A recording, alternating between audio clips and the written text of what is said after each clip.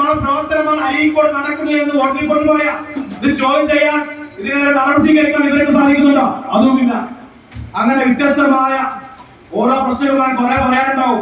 നമുക്കറിയാം, അങ്ങനെ കൈവിട്ട ഈ കഴിഞ്ഞ 15 വർഷം ജനവിരുദ്ധമായ പ്രവർത്തനവുമായി മുന്നോട്ട് പോകുന്ന ഒരു മനസ്സൂതിയാണ്.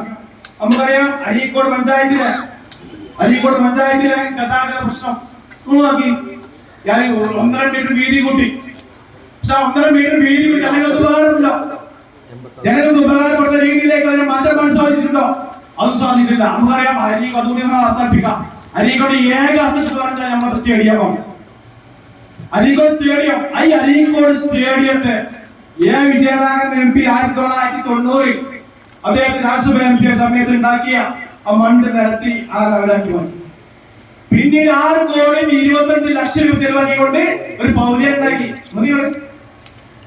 ഈ പറയുന്ന BK ബഷീർ MLA-യും അരീക്കോട് പഞ്ചായത്തും ആ വ്യത്യസ്തമായ MP ഫണ്ടൊക്കെ ഉപയോഗിച്ച് 6,25,00,000 നോക്കണം. 625 ലക്ഷമാണ്. 6 കോടി പറഞ്ഞാൽ 600 ലക്ഷം. ആരുണ്ടാക്കിയാണ് പൗരൻ. ആ പൗരൻ നോക്കിയാൽ സാമ്യ വിരുദ്ധർക്ക് അയിഞ്ഞാൻ പറ്റിയ ഒരു പൗരൻ. അങ്ങനെ തന്നെ പറയുന്നത്. പോയി നോക്കാം. ആ സ്റ്റേഡിയത്തിൽ സംഘങ്ങളുണ്ട് പൗരൻ ഉണ്ടാക്കിയിട്ടുണ്ട്.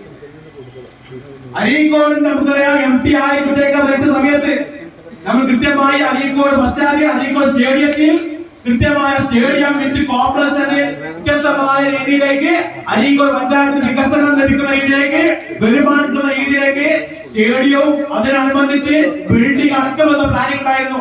അതേ സോയിൽ ടെസ്റ്റ്, മണ്ണ് പരിശോധന അടക്കം നടത്തിയിരുന്നു. അതൊക്കെ അട്ടിമറിച്ച് ചില സ്വകാര്യ വ്യക്തികൾക്ക് വേണ്ടിയിട്ടുള്ള പ്രവർത്തനം മുന്നോട്ട് പോയിക്കൊണ്ടിരിക്കുന്നത്. അങ്ങനെ ഒരു വികസന കാഴ്ചപ്പാടില്ലാത്ത മനസ്സിൽ അരീക്കോട് പഞ്ചായത്ത് വരച്ചുകൊണ്ടിരിക്കുന്നത്. ഇതിനെതിരെ അതിശക്തമായ രീതിയിലേക്കുള്ള സമരങ്ങളുമായി വരും ദിവസങ്ങളിൽ കമ്മ്യൂണിസ്റ്റ് വിദ്യ മാർക്സ്വാദി അരീക്കോട് പഞ്ചായത്തിനെതിരെ ശക്തമായ സമരങ്ങളുമായി മുന്നോട്ട് പോകുന്നത് മാത്രം പറഞ്ഞുകൊണ്ട് ഈ സമരം നടത്തിയിട്ടുള്ള നിർമ്മാണ തൊഴിലാളി യൂണിയന്റെ പഞ്ചായത്ത് കമ്മിറ്റിക്ക് ഒരിക്കൽ കൂടി അഭിവാദം അവസാനിപ്പിക്കുന്നു. നന്ദി, നമസ്കാരം.